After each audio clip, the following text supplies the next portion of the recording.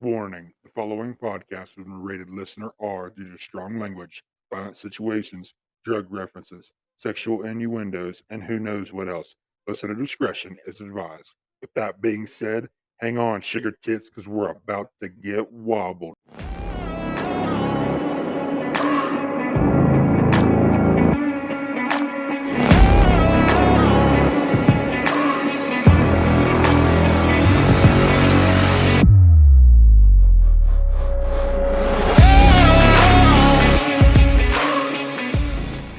What is going on, guys? This is Clayton, aka Wobble Elliott. Um, Here we are, but I'm super excited to get this thing started.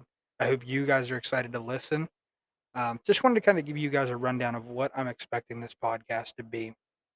So, about a year ago, I wanted to get this thing started, wanted to get it up and rolling, but just never could put everything together.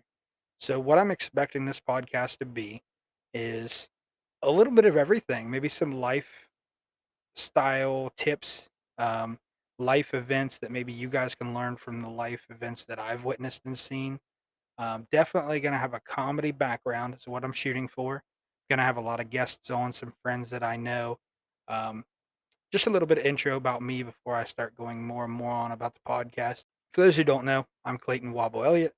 A lot of you are wondering why the Let's Get Wobbled podcast. Why do they call you Wobble? So I'm a part of a motorcycle club that's local to my area in Southeast Ohio called the Warthogs. The Warthogs are basically a motorcycle club that is law enforcement based out of Detroit, Michigan. We take on firefighters, police officers, EMS personnel, corrections officers, judges, bailiffs, anybody in that. So the Warthogs involves everybody that's in the public safety organization, if you will, or a public safety realm, I guess you would put it. But it's just an amazing group of people that are great to ride with. I actually found one of the members through an old job that I had working at a trash company. I saw that he had the patch in the back of his back window, and I asked him. I said, "Hey, are you guys local?" He's like, "Yeah, we have a chapter like 15 minutes up the road." I'm like, "That's awesome. I would really love to do something like that." And he gave me the background information on it, and ever since then I was hooked because you had to be, like I said, I'm a fire personnel volunteer for a fire department here locally too, and I just thought it would be great to do because I've always grew up around motorcycles. My grandfather had one, my dad had one, and I've always wanted to have my own and join a motorcycle club that was all about giving back to the public, and that's what the Warthogs are. All the money that we raise goes back out into the public and helping firefighters, police officers in need, other families in need, simple things like that. So my patching date is actually coming up here. I've almost had a year in with the Warthogs. Um, but everybody wants to know how I got my nickname, or the club name, if you will. Every year we have a big summer event we call Rendezvous. Every year it's in a different state, a different chapter hosts it. So me being a prospect, I went to Kentucky for my first rendezvous and had a great time. Loved hanging out with all the people, but I have figured out that apparently when I have too much alcohol in my system, I'm a very good dancer. Don't remember much of this, but I guess the song Wobble came on and I nailed it. So that's how Wobble came about. Um, all the guys at the club call me Wobble, and they're always trying to see me dance to the song when they put it on in the jukebox in the bars that we hop to, or anytime we have a big club event, we'll stop in somewhere and they're like, "Hey, put this song on. Let's see what Wobble can do." And I'm like, haven't had enough alcohol in my system yet, but the night's still young. You know what I mean? So you've already found out that not only am I a motorcycle club member, I'm also a volunteer firefighter. This podcast is all about sitting down, taking those ideas that I had on paper and throwing them back into podcast form so that way I could put the information out to you guys. And in my hopes, I quit listening to the radio on my way to work years ago. I got tired of the radio talks, the news, everything like that. It was just getting old, just to the point where it was the same thing every day. Even the music that you listen to is the same every day. You get in that groove and it's just hard to get out of. So I started listening to podcasts, and I hope that you guys eventually might just want to trade this out or trade out what you listen to on your way into work, or when there's times you're sitting at the house doing nothing or wanting something to listen to while you're doing house chores or something like that. You'll be like me and just want to flip a podcast on and listen to somebody else talk for a little while. And that's my hopes, that you guys will love this podcast. You'll grow with it. You'll grow with me as we try to progress through all this. So the real point in this episode, where are we going to go from here? What is the episode title going to be? Basically, we're going to just do an about kind of informational start off, and then we'll eventually work up from there. But I wanted to start out just telling you guys a little bit about myself, and I'm going to do the whys. So we'll start off with the oldest experience. Why did I join the fire department? So I left college. I went to college for 2 years, got my associates in construction management. I loved absolutely everything about construction. I loved watching a project come together, building houses. That was my thing. I just got into it and I fucking loved it. So I get out of college, I come back, and I need something to do. If you've ever been to college or after you're done with school, you have to fill that void. Okay. Now my schooling's over with. What do I do now? How do I hit the ground running? So I called an old employer that I used to work a little bit of construction with over the summers. I said, "Hey, I just graduated college. I'm looking for a job. What can you do for me?" And the offer was just too low. I couldn't take it. There were jobs I could flip burgers more than I could working with this construction company. And I understand that. He was looking for somebody new to the industry that he could teach everything to, just didn't have the money to pay somebody with an associate's degree. I completely understand that. I don't hold him against anything for that. He's a great guy. So, what do? I jump back on the trash company that I worked with over the summers while I was in high school with my grandfather. It's a good job, pays good money. The boss is a great guy. I need money. That's all I cared about. Money, money, money. I needed it. I need to find out how to pay the student loans. I'm on my own now, living by myself. I'm renting a house. I've got no cash coming in. I need something. So I jump on the back of a trash truck, finally get my CDLs within the year, wind up working there for a few years. But I still felt like I had that void because I wasn't working construction. So up at the old job that I had, there were three firefighters at the time at the same department that worked up at that place. And I talked to them about it a little bit, and I'm like, "I don't understand how you guys could do it." At first, I didn't wanna be a firefighter at all. There was nothing about being a firefighter that I wanted to be a part of. You guys run into burning buildings. Fire's fucking hot if nobody's ever told you before, like, they tell you not to play with fire because 'cause you're gonna get burned, but yet that's all you guys do is play with fire.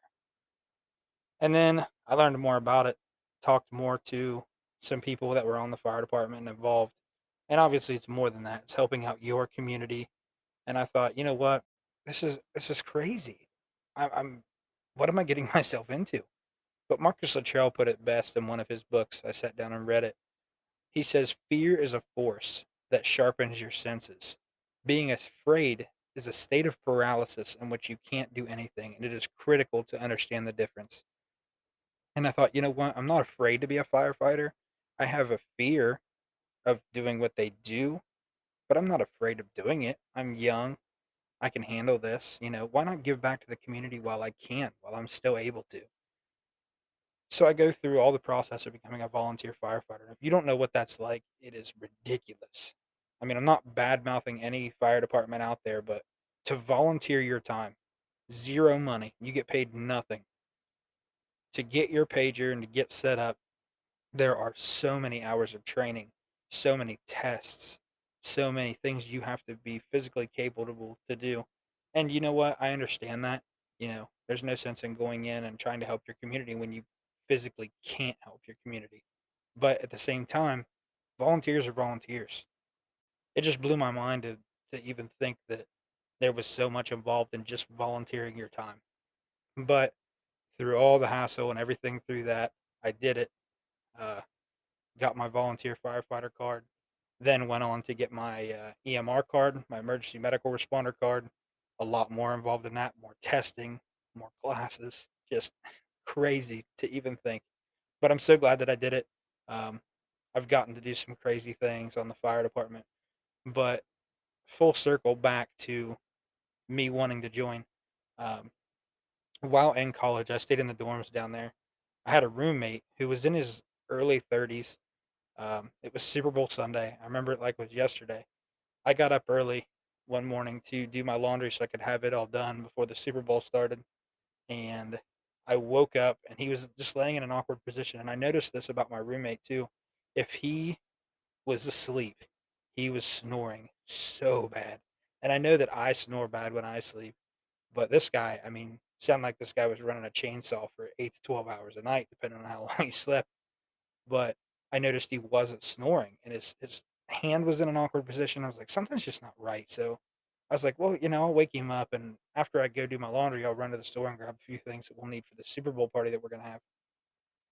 So I go to wake him up, and there's no response.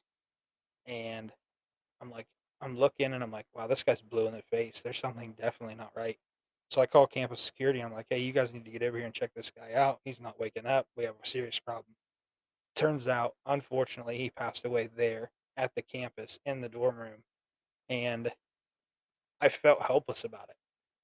Even though I woke up and I was the one that called campus security, I'm still like, what if I could have done something? And you play the what if game no matter what you do in life. It doesn't matter. Everybody does the what ifs. But I thought, what if I could have done something? Come to find out, there was absolutely nothing I could have done.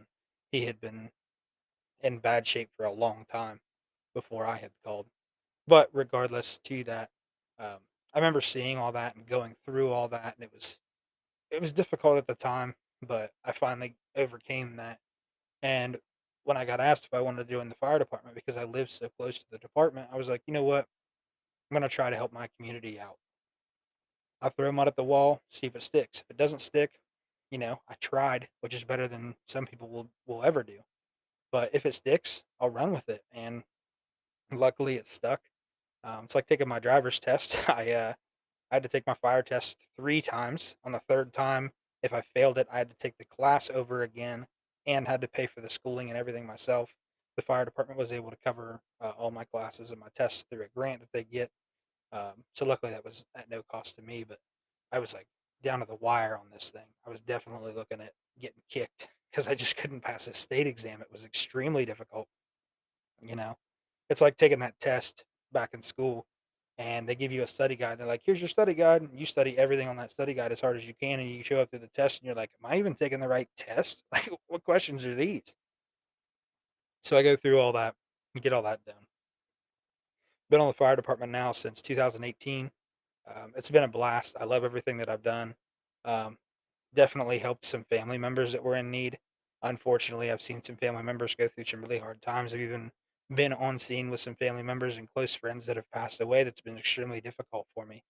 Um, but you get that in small towns, and you have to understand that when you're a part of a department like that and you're a part of that scene, you're going to see things that a lot of times you really don't want to see. But you know, who better to have there for help than somebody trained to help if you're able to? So I love what I do for the fire department. I can't ever see myself turning away from it. The people there are great. I couldn't ask for a better group of guys to hang around with on the fire department. Now to switch gears, we'll go over to the motorcycle club, the second longest thing that I've done. Like I said, I've almost got my patch in for 1 year now. My 1 year date's coming up. While working on the trash company, like I said, I noticed the guy. We talked about it. Showed up to one of their meetings, met a lot of the people in our local chapter, talked to them, introduced myself. At the time, I had just bought a 2006 Yamaha V-Star 650. Great bike to learn out how to ride. I've never ridden a bike before, no dirt bikes, no nothing. I just wanted this motorcycle, and I went out and got it. So I taught myself riding around the back alleys here of the house how to ride a motorcycle basically, and then slowly I would take a little further than just the alleys and go out on the road a little bit and take it a little further, and then finally like I should probably get my permit so that way at least I can do this legally. So I went and got my permit. I could only hang out with the club and be a hang around because I didn't have an American made bike. I had a Yamaha. So hung out with the club for almost a year, I believe, as a hang around. Unfortunately, my grandfather passed away He left me his motorcycle after he had passed, so a little time had went by from that. Basically, it took almost a year for that to go through, and then I finally was able to be an official prospect of the Warthogs Motorcycle Club. Prospected for about 8 months.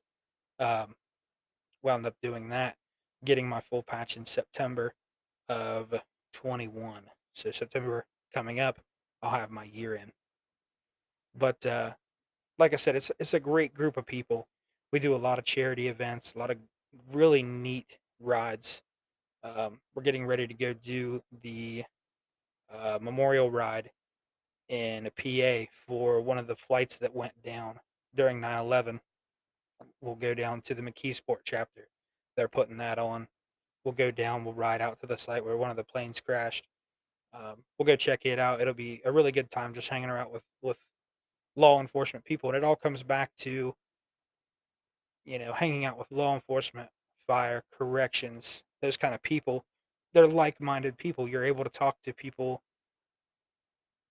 about the things that you do, and that makes it critical.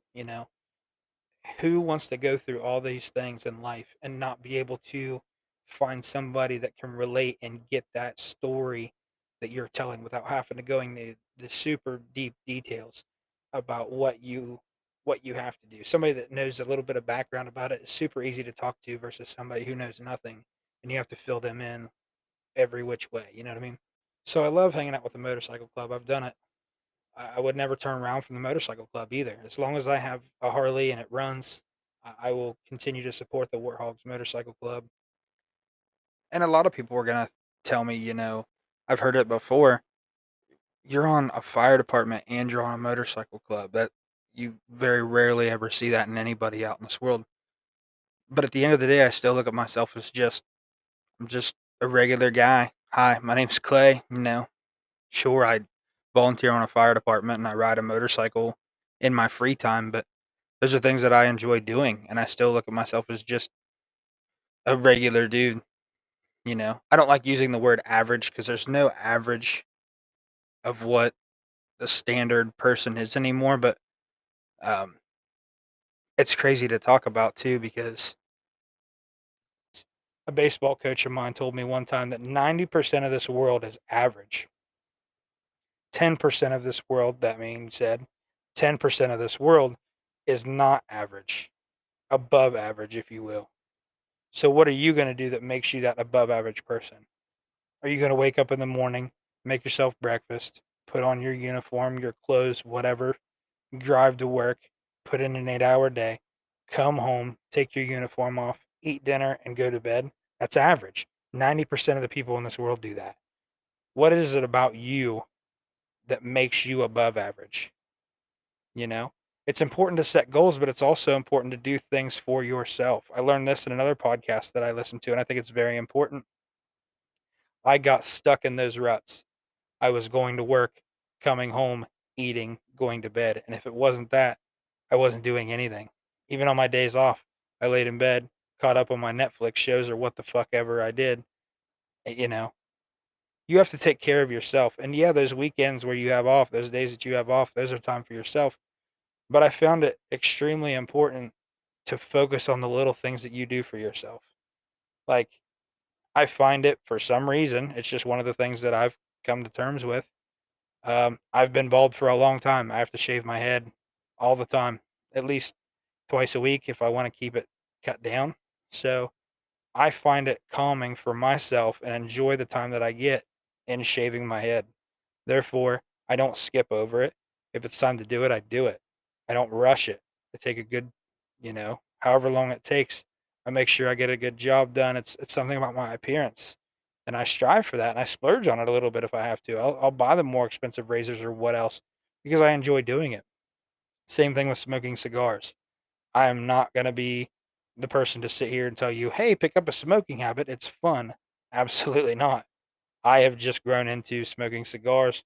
Being on the motorcycle club, a lot of guys do it, you know, and I'm not blaming them for my cigar habit either, but I enjoy good quality cigars.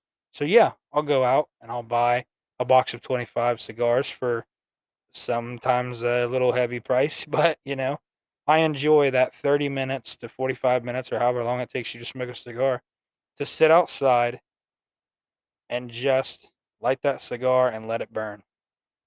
Sit down, relax your mind, enjoy the peace and quiet. Take that time for yourself to decompress, get your mind off of all the stress it takes to achieve those goals. Because with those goals, there's going to come stress and adversity. How are you going to handle that adversity when it shows itself? You see adversity, you go, well, fuck, I'm done. I just hit this brick wall. I can't climb brick walls. I don't have a ladder. Well, what the fuck am I supposed to do now? It's small things like that. Adversity can show itself in a big form, but adversity doesn't define you. How you overcome adversity defines you. Are you going to let that little bump in the road stop you from taking your road trip? Absolutely not. You're going to detour around it and you're going to keep fucking going because that's the way you're supposed to do it. And it's extremely hard for people to see that way, and I understand that. And I'm not going to sit here and tell you that I've never once let a bump in the road stop me from achieving my goals. Sometimes that bump seems like a really big bump or that wall seems extremely high until you eventually get over it. You're like, that wasn't too bad. I did get over it. Now let's get back on track. But those small things that you do for yourself help keep adversity to the side, and it helps you continue to push forward with those things and those goals that you want to achieve. So let's get this thing wrapped up. I'm going to leave you guys with a little bit of homework. And I know you're thinking, fucking homework, are you serious? It's not that kind of homework. I want you guys to do two things for me. After listening to this podcast, I want you to A, sit down, listen to it, really get a feel for it, and tell me what you think you guys would like to hear a little bit more about, maybe some background. If you guys have some questions or something that you think you'd like to have answered, um, I'm not the biggest advice giver, but come up with a scenario that maybe you're going through or somebody that's going through and say, hey, listen, I heard you talking about adversity and I heard you talking about joining a fire department, a motorcycle club, and just if you have any questions about that, feel free. I'm not going to hold anything back from you guys. I'm a very comical person and I'm also a very open book. So even if there's something that embarrasses me about my life, I'll flip it on myself. I'll become the part of the joke and I'll make it funny to where it's not embarrassing for me. Life itself for me, it's not embarrassing. I've gone through it. Everybody goes through it. We all make mistakes. If you can't learn to laugh about it, you're just fucking stuck in the mud, I guess. But so I want you to sit down. I want you to do that. Think about something that you might want to ask. You can leave it in our Let's Get Wobbled podcast Facebook page. There should also be comment sections underneath Apple Podcasts. I don't know too much about Google Podcast or Spotify, but I'll definitely look into those. And if you guys want to reach out, you can find us on Facebook it's called Let's Get Wobbled Podcast on Facebook. You can follow our page in there. I'll be giving out updates through there as to when we're posting episodes. I've also got a lot of guests that I want to bring on from the motorcycle club, the fire department, and my current job now. So we can sit and talk about just some things in life and sit and laugh. And my goal for this podcast is for me and my guests to sit down, have a little drink, smoke a cigar or something out in the garage or wherever we decide to do it at, and just kick back, enjoy each other's company, things of that nature. I definitely think it would be cool. And the second part of the homework that I want to give you guys is I want you to sit back and I want you to think, are you doing anything outside of the normal for yourself to break up that monotony? Like I said, I smoke the cigars that I like and I also shave my head. I take that time for myself. What are some things that you guys take time out of your day to do that it's just for you? It's just, it doesn't have to involve anybody else. If it does, that's perfectly fine. But what do you do for yourself once a week, maybe, or once a month, even? What do you do for yourself that helps with the decompression? I'd love to hear that from you guys. I'm looking forward to seeing that in the comments or even on the Facebook page. However, you guys want to share, feel free to do so. But hang on tight with the Let's Get Wobble podcast. We're really trying to get it going. We're trying to get wheels off the ground and get this thing in the air. It's going to be a lot of fun. I've had a lot of fun just recording this little bit of the episode that I did. I'm hoping our episodes will go for at least a half hour and no longer than an hour. But when I have my guests on, Might be a little hard to keep it under that hour because just the guys that I hang out with are super easy to talk to and they're great people. So I'm sure that some of them might run a little long, but you can expect anything from a half hour to a full hour of content with us. Um, I'm hoping you guys can expect a little bit more comedy later on down the road. Didn't really have a whole lot that I could think about comedy wise, just throwing this down, try to get more of an intro out, give you guys an idea of what you can expect further on down the road. But I really appreciate everybody who tuned in, and I hope you guys tune in for the next episode. I'm hoping to release an episode once a week, but I'm not going to hold myself to that. Right now, I'm going to say we're going to go bi weekly on the episodes. If I can get some more content created and everything like that, then we're going to shoot the weekly, but we'll see how it goes further on down the road. Like I said, we're just trying to get wheels off the ground right now with this episode. So we'll see where it goes, but you guys are the greatest. I really appreciate all you guys coming out, supporting the podcast. You know, it's I want to say a dream come true for me, but I've had this idea for a long time wanting to do this, and I listen to other podcasts and just wish, man, I want to do something like that. And I implore anybody. I use free software on my computer. The microphone stands, the stuff that I needed to purchase was relatively cheap. If you're looking into getting to do something like this, definitely take that step. Stop putting ideas down on paper and get out and do it. Take that first step to achieving that goal that you want to achieve. Now, granted, I'm not expecting to make millions of dollars off this. I know I'm gonna have to still work my day job and I'll never quit my day job because I know I'm not smart enough to go out and make this a full-time job.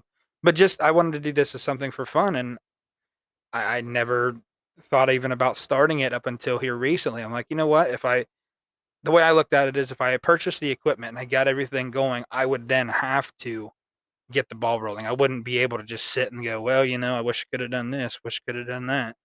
Definitely could have talked about this if I had a podcast. Well, now I've got all the equipment. There's nothing stopping me from doing it. So that's just the kind of way I like to roll. I like to get everything going, and when everything's sitting in front of me, I'm like, well, shit, now I definitely have to do it or all this is just going to waste. So I implore you guys to do that. And if you could do that little bit of homework for me, I really appreciate it. If not, don't worry about it. I didn't do a lot of my homework when I was in school and I still made it.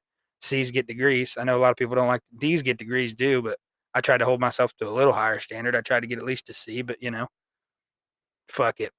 We're just here. We're here to wobble. So I really appreciate you guys again. Stay tuned for our next episode.